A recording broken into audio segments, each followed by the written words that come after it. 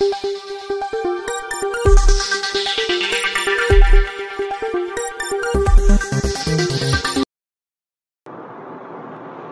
नगर परिषदेचे हुबलाक मुख्य अधिकारी श्री निखिल मोरे यांनी परवा मी केलेल्या आंदोलनावर एक प्रतिक्रिया दिली आहे।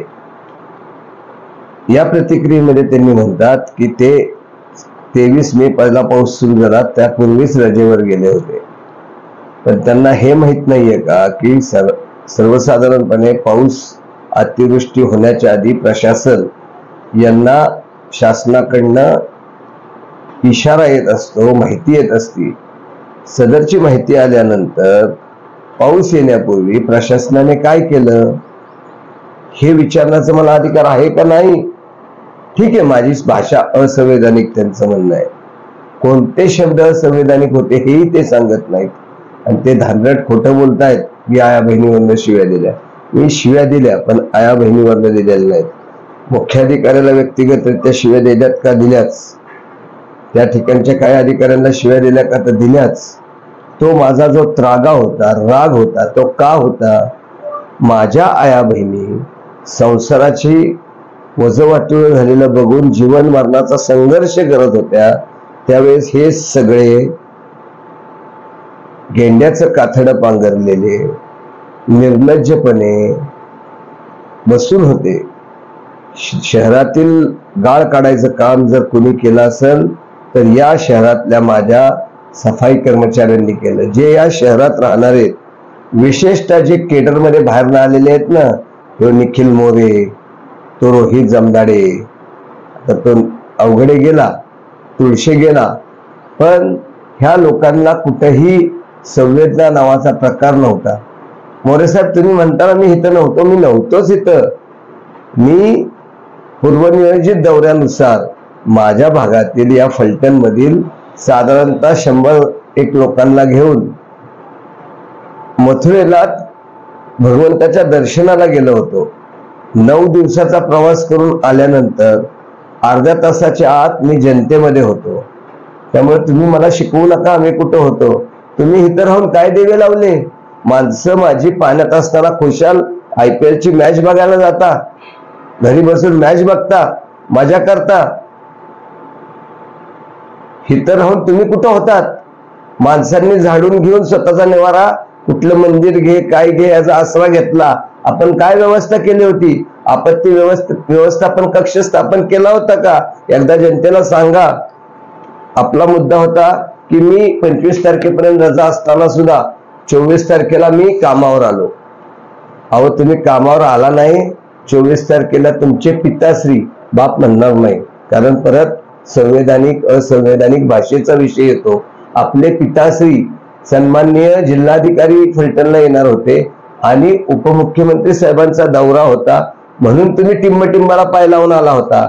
आणि एवढंच जर तुम्ही संवेदनशील असता ना, जिल्हाधिकारी गेले की तुम्ही फलटण सोडून गेला नसता। आपण म्हणता की मी 1 दिवसाची मेडिकल लीव्ह घेतली होती। मेडिकल लीव्ह घेऊन तुम्ही काय करत होता? IPL ची मॅच बघत होता। खोटं आहे का? हे बघा काय दिलंय तुम्ही, हे काय? Only India, only Mumbai Indians विज, बाप तो बाप रहेगा। अरे ज्या शहराचा बाप म्हणून तुझ्यावर दायित्व दिलं होतं ते पार पाडायचं ना। तिकडे बॅट बॉल करायला कशाला गेला? ह्याचं उत्तर पण दे। तू इथं फलटणला आल्यानंतर किती वेळा राहिला? नगरपालिकेचं बाणगंगा हे निवासस्थान हे खास मुख्याधिकाऱ्यांसाठी आहे। तुझं वय आहे ना तेवढं माझं राजकीय आयुष्य आहे, तेवढं वर्ष मी नगरसेवक आहे। माझ्या 20-25 वर्षाच्या काळामध्ये राजकीय जीवनामध्ये एकही मुख्याधिकारी असा मी बघितला नाही की जो बाणगंगे निवासस्थानी राहत नव्हता। तू का राहत नव्हता हे मला व्यक्तिगत सांगायची वेळ येऊन देऊ नको। तुझी फॅमिली तुला फलटणला का राहून देत नाही ते सांगायची वेळ येऊन देऊ नको। माझं तोंड उघडलं तर संसार वाचणार नाही हे लक्षात ठेव। कोणत्या कर्मचाऱ्याबरोबर त्या कुठं राहत होता, काय होता, ह्याची सगळी माहिती माझ्याकडे, ज्यामुळं आपल्याला आपल्या घरातनं ह्या ठिकाणी राहायला परवानगी मिळत नाही। ह्याचा उहापोह खाजगी जीवनाचा मला करायचं नाही, पण करायची वेळ आली तर गप्प बसणार नाही ह्याची जाणीव ठेव।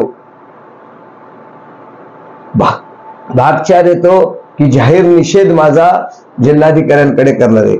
अरे जिल्हाधिकाऱ्यांकडे निषेध करायचा आहे, नक्कीच कर, पण त्याच जिल्हाधिकाऱ्यांकडे आपण काय काम केलं, काय दिवा लावला ह्याचाही अहवाल दे.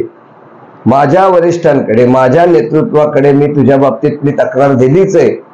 तुझी बदली किंवा तुला शिक्षा झाल्याशिवाय राहणार नाही हा विश्वास आहे. कारण माझं नेतृत्व हे सर्वसामान्य जनतेला केंद्रबिंदू ठेवून काम करणारं नेतृत्व आहे. या सगळ्या परिस्थितीमध्ये आमदार स्वतः दादा पाण्यात उतरून मदतीचा हात देत होते. तू कुठं होतास? ज्या वेळेस पाऊस झाला आणि तू आलास, तू काय करत होतास?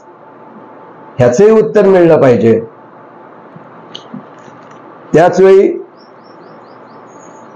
तुझं म्हणणं आहे की शिवीगाळी केली, चप्पल उगारली. मला दुःख आहे की मी फक्त चप्पल उगारली, तुझ्यासारख्या माणसाला किंवा तुझ्या बरोबर जे काम करणारे जे जनतेच्यासाठी गेले नाहीत त्यांना उगारले नाही. मारायला पाहिजे होती, ती मारली नाही याचं मला दुःख आहे. फक्त उगारलीच याची मला आज लाज वाटते. ती मारली पाहिजे होती याचा मला अभिमान वाटला असता. कारण माझी माय माऊली डोक्यावर पाठी घेऊन कचरा काढत होती, गाळ काढत होती, आणि तू खुशाल, तू आणि तुझे कर्मचारी खुशाल मॅच बघण्यामध्ये दंग होता. अरे लाजा बाळगा, वरती त्या परमेश्वराला उत्तर द्यायचंय. डोळ्यात पाणी येतं. एकीकडे माझी माय माऊली संसार वाचवण्यासाठी धडपडत होती आणि तुम्ही काय करत जा? माझा आता चतुर्थ श्रेणीचा कर्मचारी जीव धोक्यात घालून काम करत होता आणि तुम्ही लाखांनी पगार घेणारे काय करत होता? मॅच बघत होता. आणि मग तुम्ही गु खाता का काय खाता म्हणून विचारलं. लाज कसली वाटते तुम्हाला? आमच्या आया बहिणी नाहीत आणि तुझ्या आया बहिणी म्हणजे आया बहिणी. अजून सांगतो, तोंड उघडायच्या आधी 10 वेळा विचार कर. बाणगंगेला का राहत नाही याचं सांगायचं कारण येऊन देऊ नको मला. कुणाबरोबर राहिल्यामुळे इथं राहून दिलं जात नाही हे सांगायची वेळ येऊन देऊ नको मला.